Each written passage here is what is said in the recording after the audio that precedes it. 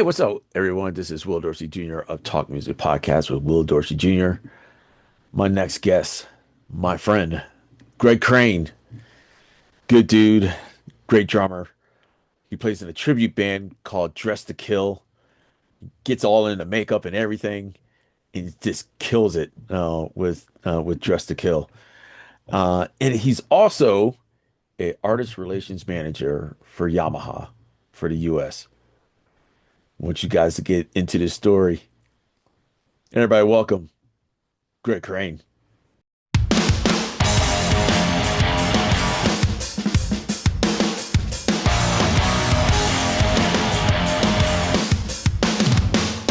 Welcome to Talk Music with Will Dorsey Jr. Every month, Our host Will is going to interview musicians from around the world and talk everything music. Our listeners range from professionals to recreational musicians who want to learn more about the industry, their instruments, and the community of top musicians. So join us, subscribe, and keep up with Talk Music.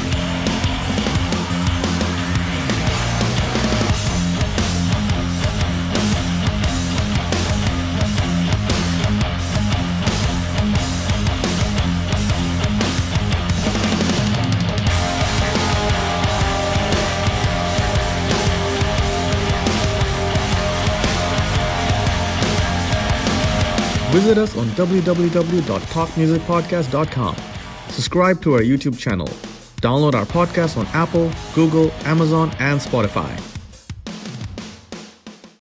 Today's episode is brought to you by our sponsor, eRecord Studio, the new way musicians rehearse, record, and share their eRecord sessions on social media.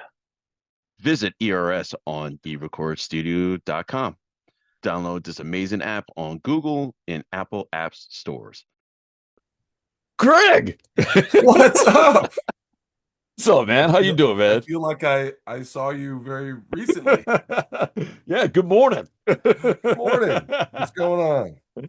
Not too much, man. I'm gonna do a big old introduction for you. I want people to know who you are and whatnot. And we are actually drinking the same stuff. I don't know if we can advertise it or not, but I don't know. Don't know, Little right? box money. But this is my friend. This is Greg Crane. He's the artist relations of Yamaha, and he also plays in this very, very cool Kiss tribute band called Dress to Kill. Um, yeah, oh man, I just can't wait to see you guys, eventually. So welcome to the show, Greg. You Thank you just for coming on the show, man. jumping around and and makeup and high heels. It's like a regular Monday. You know. Yeah, man. Hey, thanks for coming on the show, dude. I appreciate You're welcome. Yeah, I appreciate You're that. welcome, man. It's good to see you. Man, good to see you. Dude, where'd you grow up, man? I grew up in northwestern Illinois, Yeah. really, really tiny small town called Hillsdale, kind of outside of the Quad Cities, like on the Illinois-Iowa border. Oh, really? Yeah, Oh, yeah, like really, really small, about 800 people. really? Yeah, When'd you move to California? 87, 1987. We literally I came home one day. My came home from school one day and my dad said, hey, we're gonna move. And I said, move, where are we gonna move to? He's like, well, we're gonna move to Los Angeles. I'm like, what? Because my uncle had started a painting business.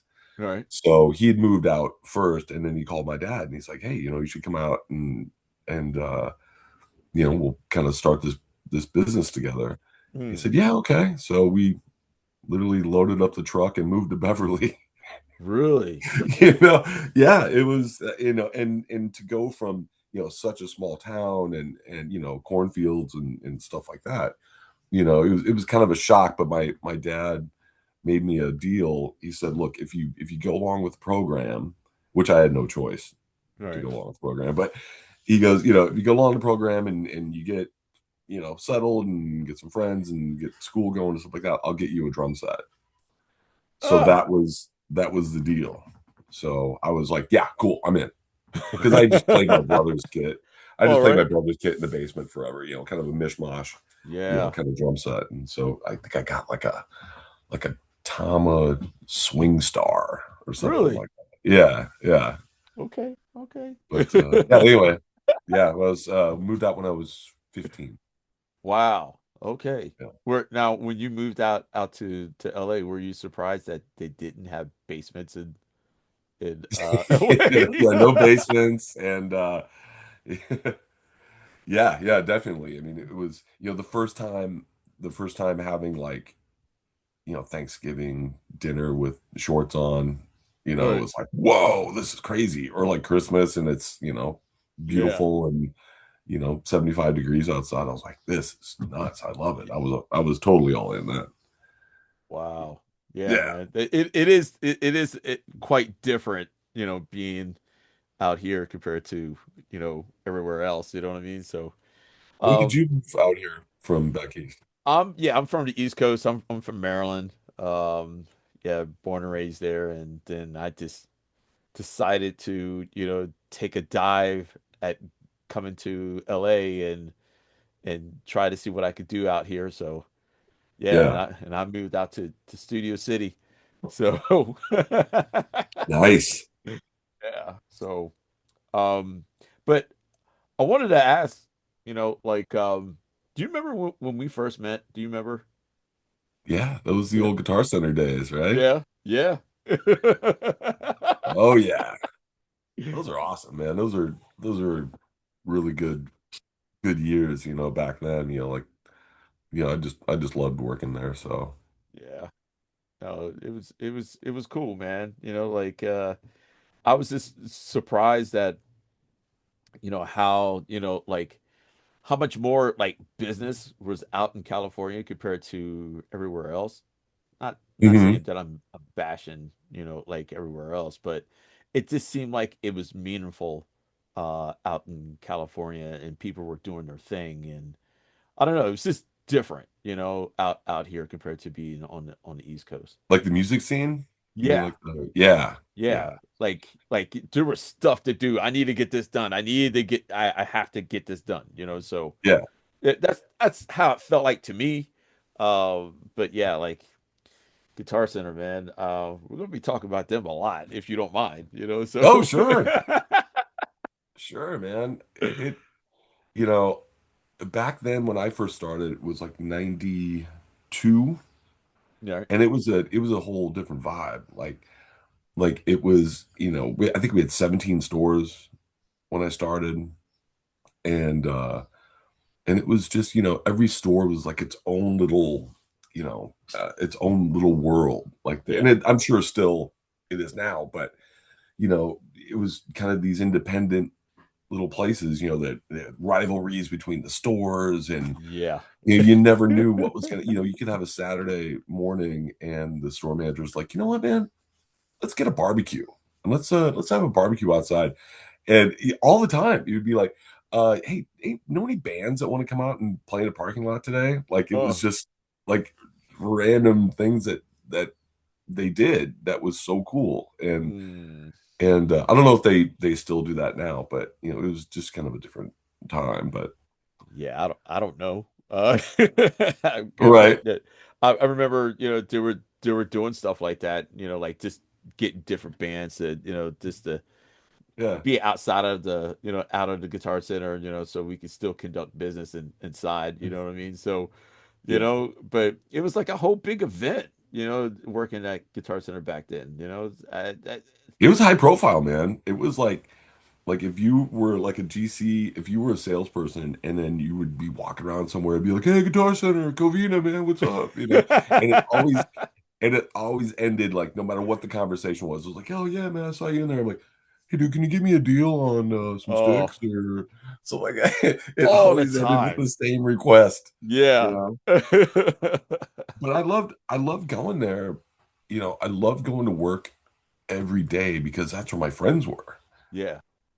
That's where we were all in this world, like to where, it was, that's where all your friends were that you spent the most time with, and people hung out afterwards together, and you just come in, and there was, relationships started, and fights and Oh, birthday parties and weddings and like everything. You just shared this world of 23-year-old numbskulls.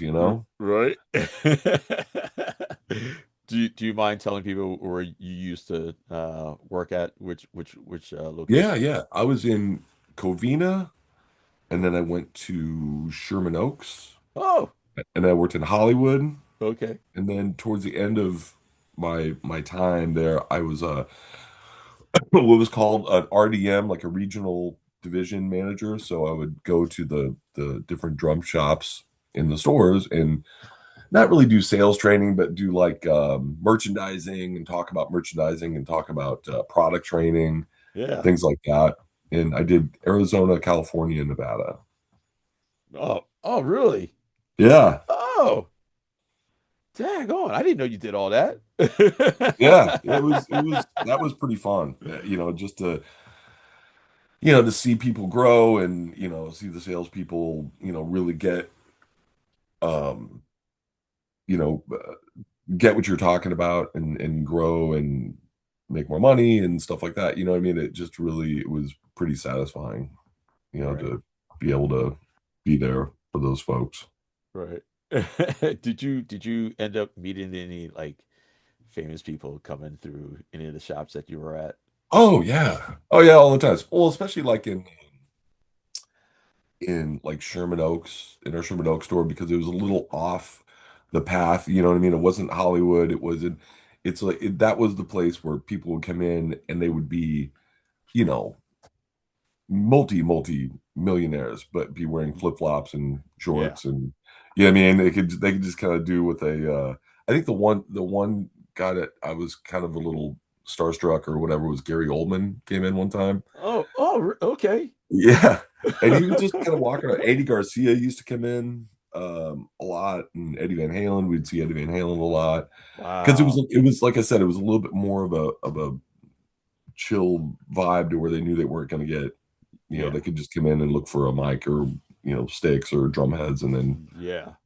skate out of there. But Gary Oldman was cool. He was really nice, and I was just like, whoa, it's Gary Oldman. That's Man. awesome. Yeah, he was Man, just really cool. I love that shop and like at the Sherman Oaks store because that's where I worked at too.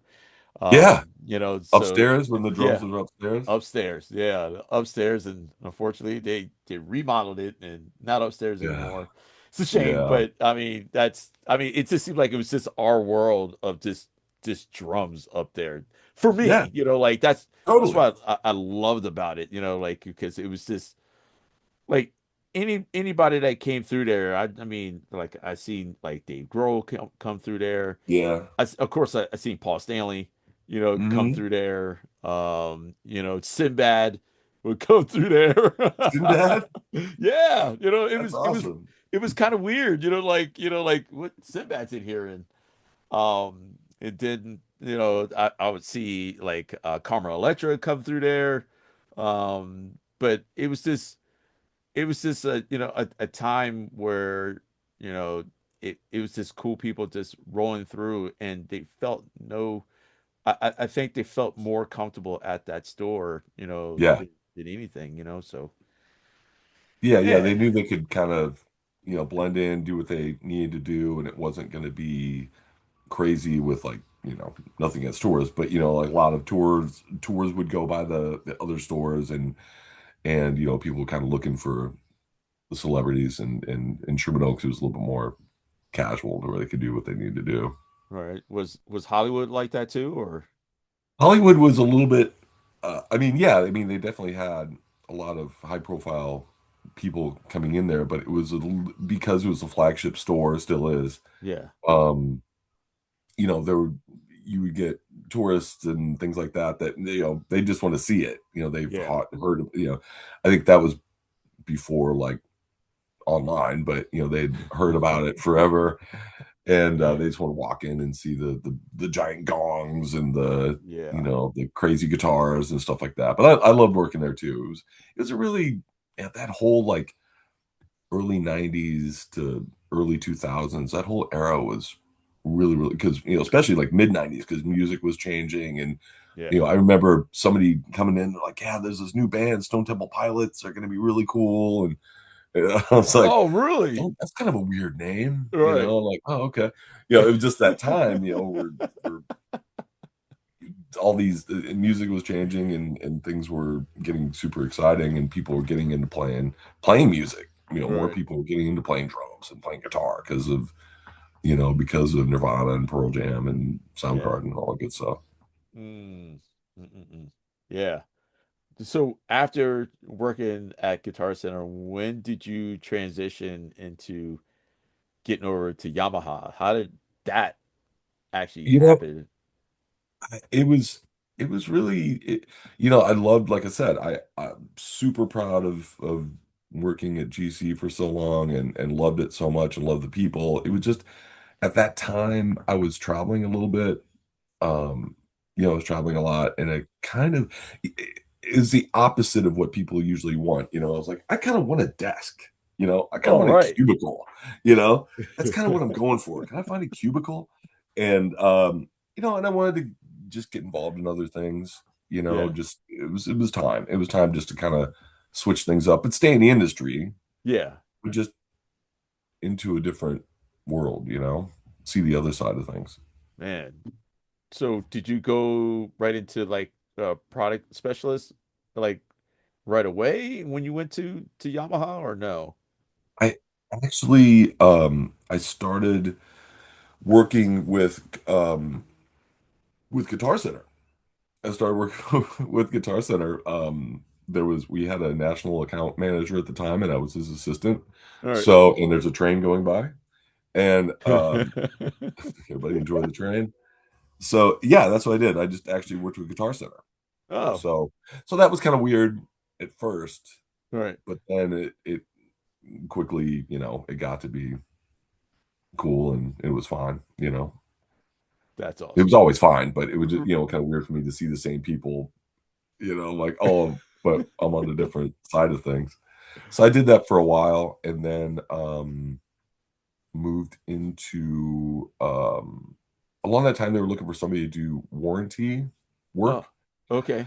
Okay. to handle warranty replacements. And the amazing, his name was Dave Psyche, and he was actually back in Grand Rapids, Michigan, and he had been there forever, and he was the guy that had drawers and drawers of everything, like every little wing nut and every little hook and post, and he knew everything, and artists love him and consumers loved him, and he was just amazing. Mm, So he was going to be leaving, and he's like, well, you should, being a drummer, you should check this out. So I went in and started working with him and started kind of learning more like nuts and bolts yeah. things, All right. and which was really cool. And that's how I sorted started a relationship with some of our artists that way, because I would get, hey, can you send whatever, this chain, pedal chain, and it needs to be in Miami tomorrow. All right. A lot of that would come up, and I dug it. I really did. Like, I dug that challenge, and I still do. All right. I like that challenge where it's like, okay, how can I pull this off? This has to get there, and how could I do it? Right. Because there's no room for error. Right. So I dug those little things when they popped up. So anyway, that was for a little bit, and then moved into being a product specialist for drums in our marketing team, with our marketing team and Dave Jewell and Jim Haler. You know Oh, Jim Haler, yes. just Yeah. retired. Yeah. He's out in Missouri now, and then, yeah, and then artist relations came in 2012. Wow. Okay, so that's your role now. Yeah, Yeah. yeah, yeah. That Wow. started in 2012. 2012. So how you digging it now? How you like being like you're the guy now for the US? Yeah, I mean, there's a lot of folks on the team. I'm just drums. I mean, they just that's stay in my lane, man. Drums is Right. is it. But it's great. I mean, there's always something going on, and I still get the satisfaction of being around drummers and drumming and people who are excited, obviously our artists, and we have artists from every walk of life, and every educators and Mm. obviously studio musicians and pop and rock and metal, and so it's cool because I get to like have a little education myself in jazz or in studio, learn about that sort of stuff. So that's pretty exciting. Right. Wow. So like how many like roughly this is I know this is a huge number, but like how many people are you endorsed? Like About 300 in the US because I just do the United States. So, in fact, we have a new artist website that's going to be launching pretty soon. really? I had to kind of like go through all of it. I think with electronics and acoustic drums, I think it's around a little bit over 300. Man. 300. That's Yeah, oh man. yeah. And there, I mean, in our department, in our artist relations department, I mean, there's percussion artists and keyboards artists and guitar artists and winds and strings, and so there's department categories that have I think even more than that, more than me, and um they're being taken care of by different people on our team. And Man, so like after, like dealing with all these endorsed drummers, is there like a priority that you need to take up care of first or like compared to, anybody that's on your roster right now? oh, it's never, I mean, we take care of everybody the same. Okay. Sometimes things do pop up Yeah. that are like this, like before with in being in warranty, this needs to happen today. Yeah. This needs to happen right now. There's no room for error.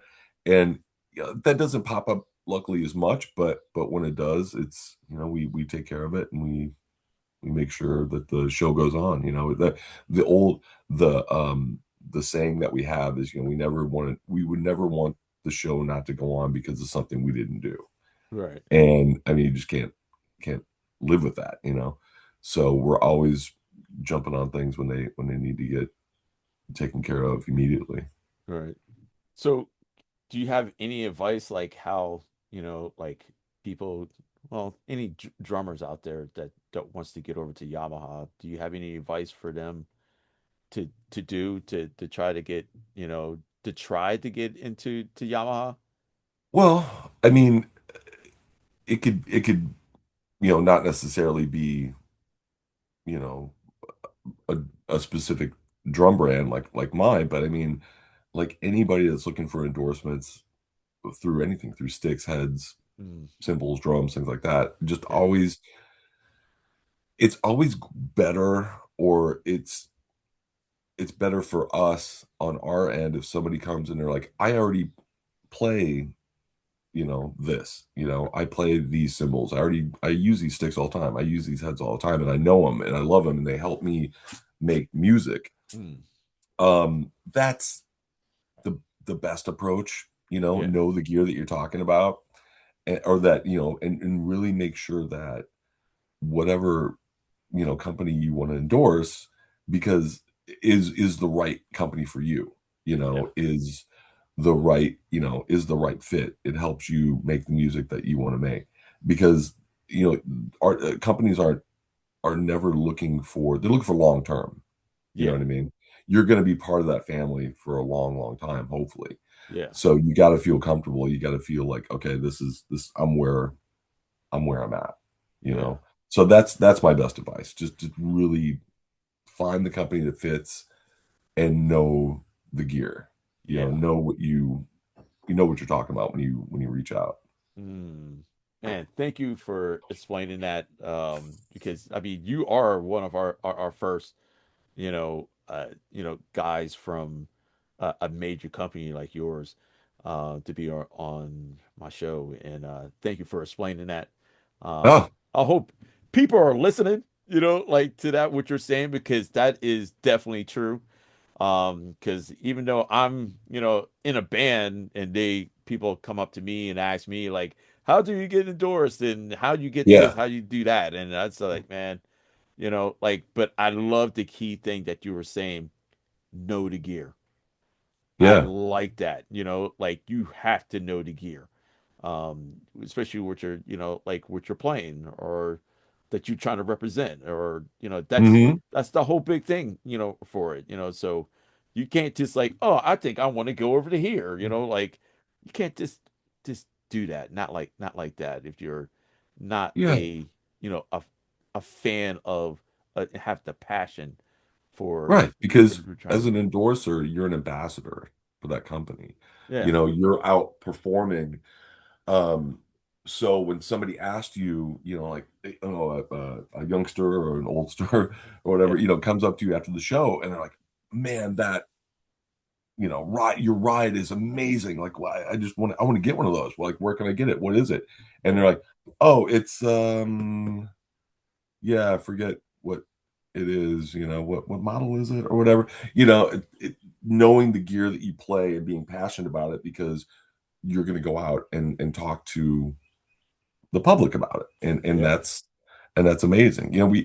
We it's always important to note that, like, I'm just speaking on our roster with our drummers, but yeah, like we have, like other companies do, some of the biggest drummers in the world, and the most iconic drummers in the world and household names and yes, people, that aren't even drummers know them. you're right. But we never want to forget, or I never want to forget, that that's what they do for a job. Yeah, That's their job.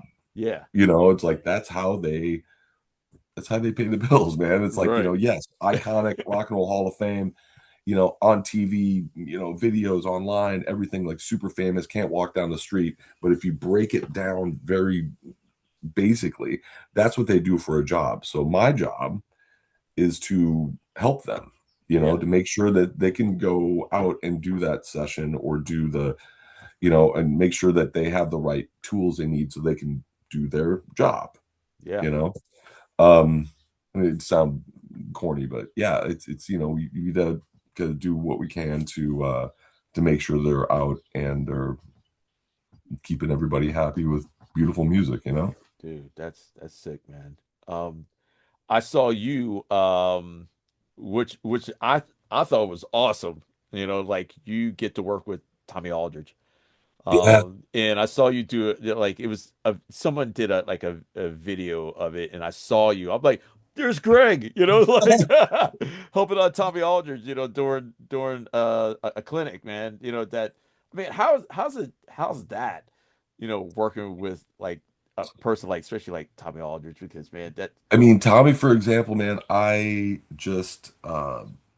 try not to fanboy yeah. out with him, man, but he's so iconic and so nice and so humble. Oh man. And literally, like when we do drum clinics, there's people that are, they come up and they haven't signed their albums and they're almost in tears because they're signing the Randy Rhoads tribute Oh, record, or they're signing Speak of the Devil or all that, and he's just so nice. And I look at him, look at the folks that he's talking to, and they're just like, oh my god, it's Tommy Aldridge. Like, hey, let me see it. Okay, what you got here? And he's so likable all right. and just a monster. I Yeah. mean, behind the drum, we did the clinics you're talking about. We did them, I think, last year. I think it was in August in Florida, Oh, okay. and we had, we did them at some guitar centers in Florida.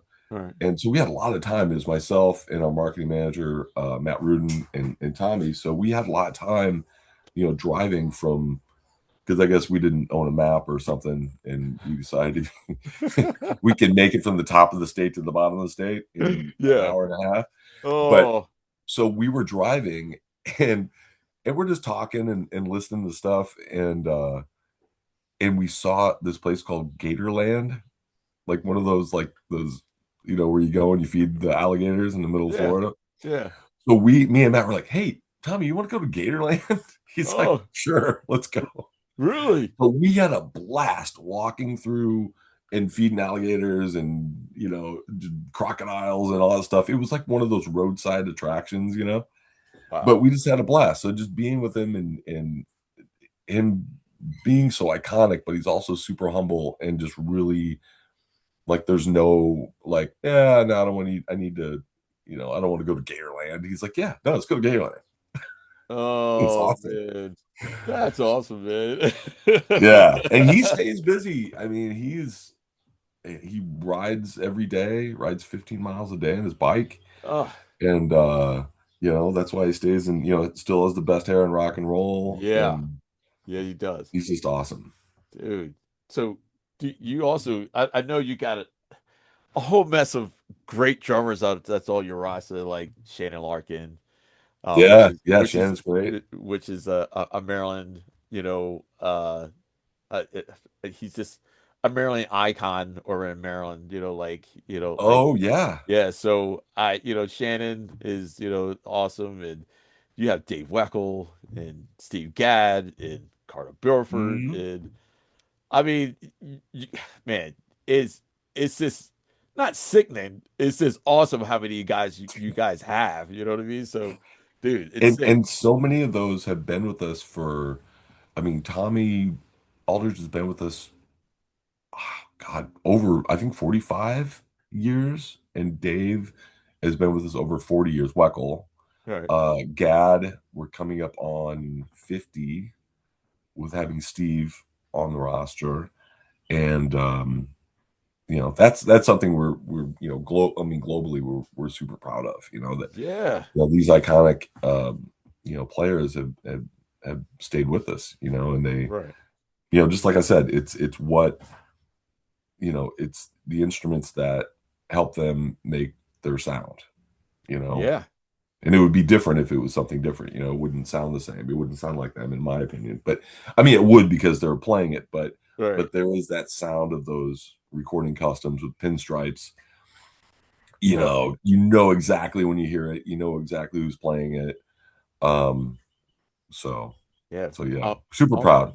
I don't think 50 Ways would sound. Like come on, man. There's no Yamahas, man. Oh yeah, you can hear it. Yeah, that. Especially in Carter's playing as well, man. You can Hmm. hear the 8 inch time. There's Oh nothing yeah. that else that sounds like that, especially when he goes through his rolls and whatnot. Like come on, man, that's a Yamaha. So How can you not, whenever you have a kit that has an 8-inch tom, how can you not just like do that, like the I mean, you just have to. And every song ends up having that. I mean, you're playing, you could be playing, Happy Birthday, but you're still going to do some tom roll because you got an 8 yeah, inch tom on it, cranked up, you know? yeah, dude, that's so awesome, man. But can you so I'm seeing something new with you guys which are like some of your products with the EAD module. Yeah. How can you explain that at all, like about that with that module now, because now it's not just the EAD thing on the kick drum. Now you have a module with it. Can you explain that? Yeah. Yeah. EAD 50, we just launched this last January. And if you're familiar with EAD 10, um, we took all the comments and thoughts and feedback from consumers and dealers and artists and things like that, saying like, if you do another one, here's what you should here's what you should make, here's what you should add on to this. So Right. we had a lot of people that were saying, well, you should be able to plug in your own microphones if you want to. And I'm like, yeah, that's a good idea. And that's what I love too, because we listen, and those ideas end up getting put in the motion. So it's like then when I saw it, I'm like, wow, okay, cool. This we can plug my it's like it's a digital mixer, um it's a digital recorder. It's for the deep dive, to have in the studio if you want to go super deep into recording, Yeah. and mixing. E8050 is the total way to go. I'm still learning about it myself, Right. admittedly. Yeah. I'm gonna dig into it and really get my hands on one and start playing with it. But it was, you know, Simon Ed Goose at the NAMM show was demoing it, and people were just like around the little demo booth all the time with the headphones, and they were coming out like, this is unbelievable. Right. So, yeah. Wow, man, I'm impressed with the other one. EAD 10, yeah. Yeah, and I'm just like, it's like, man, this is great. Like, because any videos I see, of course, of like Eloy Casagrande, Hmm. man, he's just the drums just sound great, and that thing just picks up everything, and I'm still in shock about it. The way it's just everything just sounds, it sounds great, man. You really don't need that much to have that thing work. Yeah. I like to tell folks that like the cool thing about like EAD 10, you know, the original Right. was like it, yeah, there's nothing worse than buying something, especially like any kind of electronics or tech thing or whatever, and then you get it and you have this idea in your head, like, what do you want it to do? And it's supposed to do that, but it doesn't do that unless you get this and this. You have to add on this, then you have to download this and whatever. And it just ends up being kind of a bummer. But the cool thing with E8010 is that it's you it's ready to go like in 5 minutes or Yeah. whatever, like you know, the microphone right on the kick drum, plug it, into the module, dial up what you want, and you're ready to go. And And it does cool stuff like right off the bat, yeah. whether it's for live or for recording or just even in your house, put it on your headphones and just listening, playing along, playing along with your favorite records or something like that. And it's really, really cool. We were super proud of that one when it came out.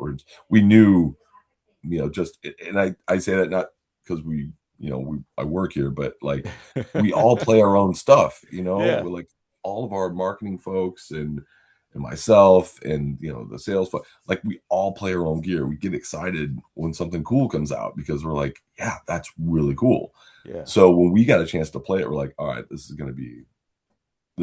something completely different. And so you should try one, Right. everybody. Yeah. Plug it. Today's episode is brought to you by our sponsor, eRecord Studio, the new way musicians rehearse, record, and share their e-record sessions on social media. Visit ERS on erecordstudio.com. Download this amazing app on Google and Apple Apps stores. All right. Switching up gears here. So let's get into about your whole Kiss thing. And there's my I, dog. He's so excited all right. about coming back. Yeah, about the kiss thing. Yeah, let's like, man, Dress to Kill. When I first noticed, like you actually playing with it, because right now I can't see you without the makeup on right now. I All can right. see you with the makeup on right now. Like it's like I can see, like I'm drawing it myself. Like the how long does that take to put on About an like hour and the a full half. makeup? Really?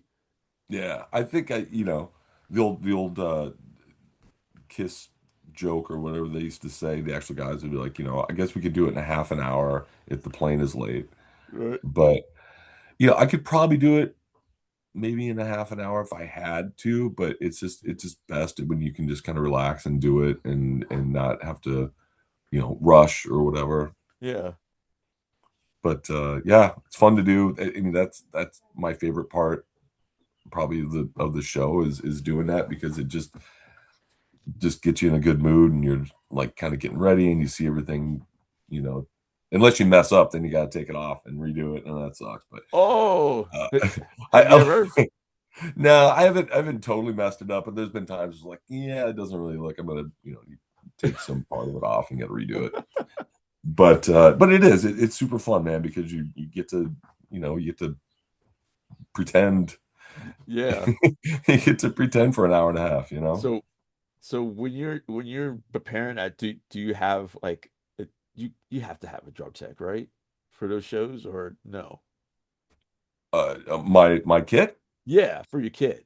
Oh, Do you have a sure. drum do you have a drum tech for that your Yeah, shows? yeah. Mariano, Oh, Mariano started, yeah. yeah. So Mariana comes out and helps me. Um, the thing is, like, when I take my glasses off, I can't see anything. So it's like I'm walking around like, so to have to, if I would have one being in makeup and setting up your stuff is kind of a bummer. It kind of kills the vibe because everybody's like, Yeah. "Oh, didn't I just see you taking your symbols?" I've had to do it, but Right. yeah, I see you taking your symbols out of the bag, you know. But Mariana helps me because, like I said, I wouldn't be able to see, to Yeah. to to move stuff around. So he'll Yeah. come out, set up, and does awesome. And I've known him. Well, you've known Mariano forever too. Yep, I have. You should get him on here, man. It'd be I sh- amazing. I should. I need to get him on here, so that'd be another great interview to do, so The yeah. king of TikTok himself. Right. The far post on TikTok. The far post. Oh man. How did Dress to Kill form? They were already together for a little bit. And then not, I mean, just not for very long at all. They just did a couple shows, and then I actually saw an ad on Craigslist. If you can imagine, I don't even know if Craigslist is still around. Right. But I was just looking for a band, and I saw like History Band. I'm like, oh, this is it. Right. So I called our bass player, Rich, and I'm like, hey, just calling about the ad you had. He's like, well, I'm at work, man. So, call me a little later and we can talk about it. I go, what time do you get off work? It's like, oh, I'm just like, what time do you get off work? Okay, I'm going to call you at 5:01 because we Right. got to make this happen. So I was super excited. Then we got together out in Rancho and played, and it was really cool. I remember they go, Rich asked me, like, whenever you do an audition, they give you the song list, and to songs to learn. He goes, well, how many songs do you know off the list? I go, all of them. I go, let's. He's like, really? I go, yeah, we can do all of them. Yeah. Right. Let's just go. And not saying that because I'm so cool. It's just that I was so into it, and I'd known the tunes for since I was a kid. So I was like, yeah, I actually get to play with human beings, Right. and do this. Right. And then that was it, man. We got together and just started to do shows, and it's always remained, the band is pretty much from then has been Rich and Johnny and me, and then we've had a few different guitar players. I don't know what it is with guitar players, but I don't know what it is, man. Yeah. Ugh, everybody's got a guitar player story or a bass player story. Exactly. Yeah. Yeah. So yeah, it's pretty much been us, and we're keep plugging along, Right. doing the shows. Can I ask why were you told that you had to put on Peter Chris's makeup, or could you been Eric Carr? No, well, I think the era of the tunes that we do are more Peter, are 95% Peter stuff. So Yeah. I thought about doing Eric once for like Halloween or something, or just do it different. But Yeah. there might be people in the audience who might not recognize it because they see Kiss and they know a few of the songs and they're excited, and they we're doing a show with a bunch of different bands, Right. and then we come out, they instantly would recognize the Catman makeup, but might not recognize the Fox. I mean, Fox. Yeah. it just they might not know, oh, what is that one again? And I probably wouldn't do the makeup very good Right. anyway, so I mess it up.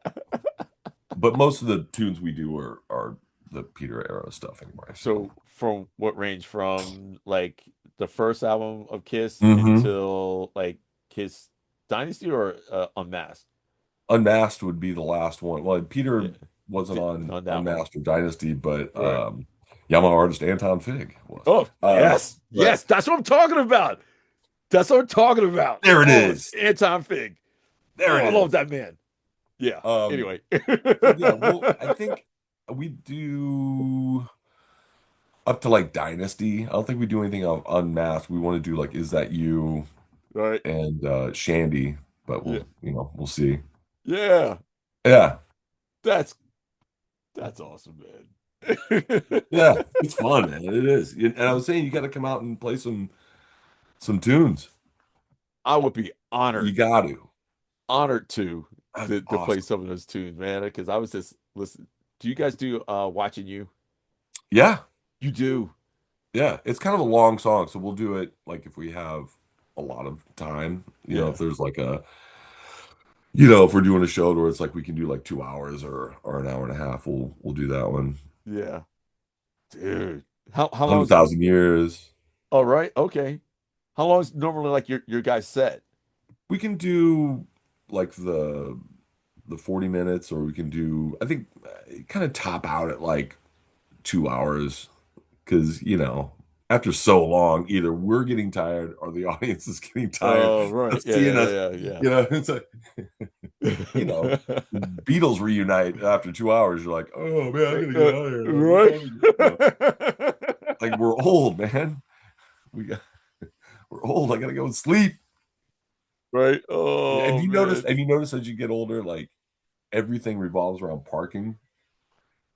That's what it is for me. Yeah, really? Parking. Like, do they Yeah, have good parking? yeah, really. It's like, oh, this is great, man. We're gonna go to so and so. We're gonna go see so and so. It's the biggest show of the year. Great. How's parking? Is it easy? Do you gotta park in a garage? Like everything is Oh, right. parking.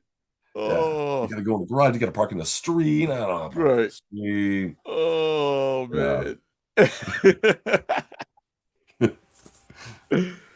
One more other question. Of course, about the whole kids thing. And I got so many more questions about, like you being actually Peter Chris. When you put on the makeup, does it feel like, do you feel restricted on your face? Do you have to be careful, like drinking stuff or Yeah. Oh whatever you yeah, I do? know what you mean. Yeah.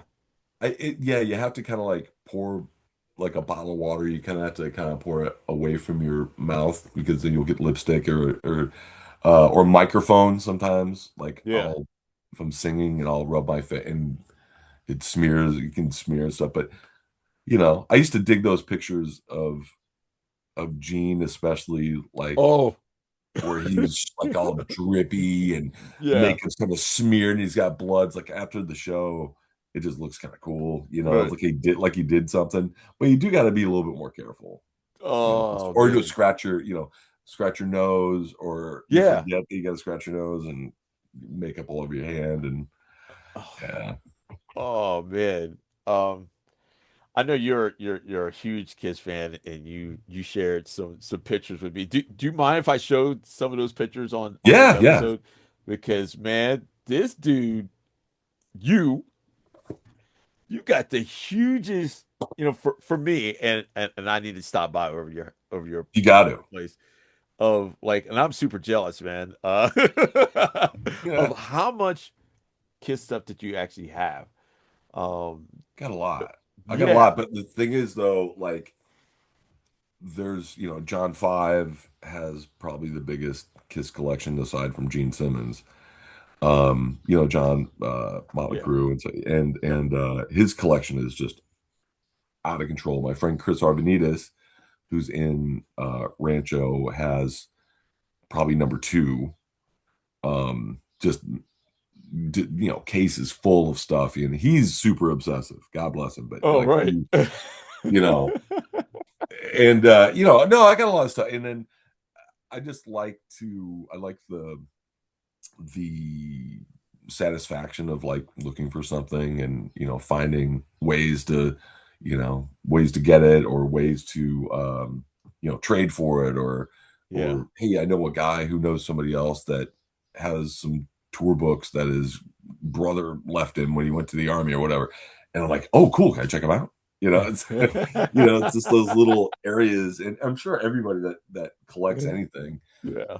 does the same thing, whether it's baseball cards or marbles or whatever. But yeah, and the problem is, especially with Kiss stuff, is everything, or a lot of things were in fours. Right. There's a Yeah.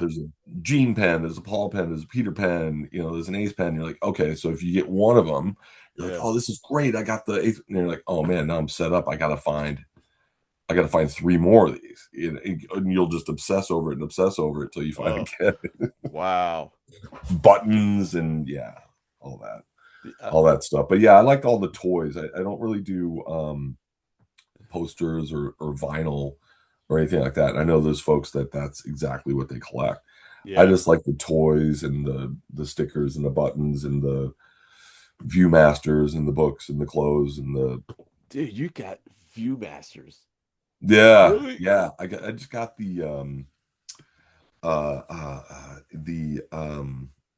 show beam. It was like a you would take a cartridge and you could shoot it on your wall and it was like a looked like a lightsaber, like the bottom of a lightsaber. Then you Yeah. put the cartridge in, and you could, when you were a kid, you could click through it. And it would put pictures on your wall of like, it could be anything. It could be, Yogi Bear or whatever. They had a lot of them, but then there was a Kiss one. All right. So I got that not too long ago. So that's pretty fun. I haven't used it yet because I can't find the actual. If anybody's watching this and you have one of those, All right. contact Will. I need one. It was Yes. like a plastic. Yeah, it was like a plastic. It looked like the bottom of a lifesaver. Yeah. Dude, that's sick, man. What was that other thing that you showed me? It was that pinball machine. What was that? Yeah, I got a pinball machine, and not a Kiss pinball machine. That's the big one. Yeah. I want to get one of those. Yeah. No, I kind of inherited this pinball machine, and then got it to the house, and then like anything, like they talk about like old cars or whatever, like I'm just discovering something didn't work and then or something was broke and then I don't know anything about these old. It's a 1977, All right. so everything is switches, like it's all mechanical. So I actually found a guy in Santa Ana that came up and was like showing me how to do the change these and do that. And so anyway, now it's up and running. It's doing good now, but Dude. I gotta find some I gotta find some other little pieces and parts, and you can get, those old parts aren't expensive or Right. whatever. You just gotta find it, Then you get it, and it's the wrong size or whatever.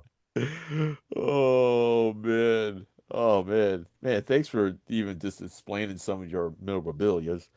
Yeah, Like man, because man, I need to stop by your place, you gotta come man. over. Yeah, So awesome. dude, just switch things up again. Is there anything that you would like to ask me at all? What is that other award next to your Grammy? Oh, dude. Oh, that Yeah. funny you would ask. Oh, Oh, okay. yeah. So Is it just Darth Vader? Or is it a yeah, thing, it's or just is it Darth a? Vader. Yeah, Oh, it's just Darth Vader. So yeah. I like Darth Vader, like I don't know, anything that's, like I just love his his character, because he was just so evil. When I was a kid, I was like, man, this guy's evil and he scares me. So kind of like Gene Simmons did, oh yeah, man. like because even on the Kiss movie, I was scared of him, like Yeah. I was a kid, like I wasn't expecting, like some of the things, but now going back to watching the movie of, Kiss Me, Kiss Kiss Meets Meet the the Phantom. Phantom or Oh, whatever. it's so goofy. It's so cool. I love Oh, watching it. It's so corny. it is very corny. Whenever Gene would roll his eyes, still to this day, whenever he'd roll his eyes back in Yeah. his head, oh God, it would just freak me out. And I loved it. Oh Like man. he'd stick his tongue out and roll his eyes back in his head. If you Yeah. find pictures like that or whatever, it just freaked me out. And even as a kid, I was just like, I'm super scared and that's really freaky, but God, I love it. This is awesome. Right. You know? And I can't do that. I wish I could roll my eyes back in my head, but Oh, like that. Yeah. Like I don't know how he does. Oh man, that's just too much. So but I do love the start. Yeah, and next to the Grammy, so it's just far enough off camera to where you could oh, pile a bunch of them back oh, there, and everybody oh, would be like, "Wow, look at all your awards," and they oh, don't know it's just no. like Star Wars characters. Like, Right. Yeah. Just Star where Wars. did you get that one award that looks just like Boba Fett? You're like, Right. oh, it's a special European uh video award. Can't really get into it. Right, yeah. um, When you first got your Grammy, were you just like just surprised? Like, is it heavy? Yeah, it's it's got fairly heavy, right? it got some weight to it. Um, it's actually, like I I wasn't expecting it like you're saying, the weight of it. Yeah, It's got because you some, knew you're like, I won this, and it has substance, and it's big, and that's yeah. awesome. Dude, thank you, man. I appreciate that. Thank you so Yeah, much. that's so Yeah, killer. man. Um, but man, you know what? I forgot to ask you. Um, Hmm. some of your other projects that you've been doing, besides doing the Chris tribute band of Dress to Kill. Hmm. What else you've been getting into? There's a few different people I play with because everybody in like that the tribute scene in LA or Southern California, like a lot of people like play with each other. It's like it's very like, oh, well, this guitar player also plays with this guy in that band and whatever. So a lot of people kind of switch off and play with different people. So there's a there's one band that we have, and it seems, and my brother-in law is a guitar player, and it seems every band I play with I drag him into. You're So he actually plays right. my cousin Sean plays in an REM tribute that we just got up and running called Moon Men, Oh, that we're cool. Yeah, super happy with. yeah. And yeah, so my brother-in-law Daniel and my cousin Sean from Chicago, um, are both in that band. And so Oh that's, I man. think we're gonna start going like in May, Okay. unless this airs after May, and I'm like, that was great. Right. That show was amazing. Our first show that we did was it was sold out. It was sold Right. out. See, I don't Yeah. know when this is gonna air, but when Yeah. and Yeah. then there's a Johnny Cash tribute that I play with my friend Jason Marshall, and that's a lot of fun. Yeah. It's very train beaty.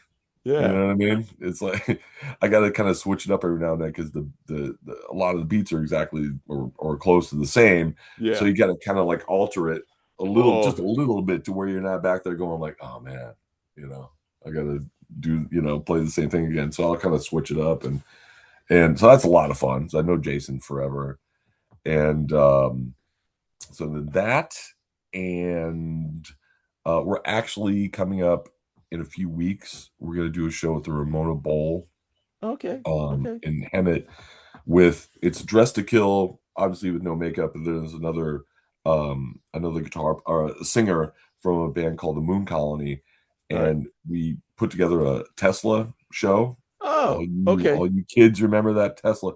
Yeah. Yeah, you can hear everybody just Googling Tesla right now. Right. Tesla. Like And anybody Tesla. under 45. Right. Like, is that a car? Is that the car tribute band? No. You can hear him Googling it. But yeah, that's pretty cool. And that was one of those bands, like I forgot like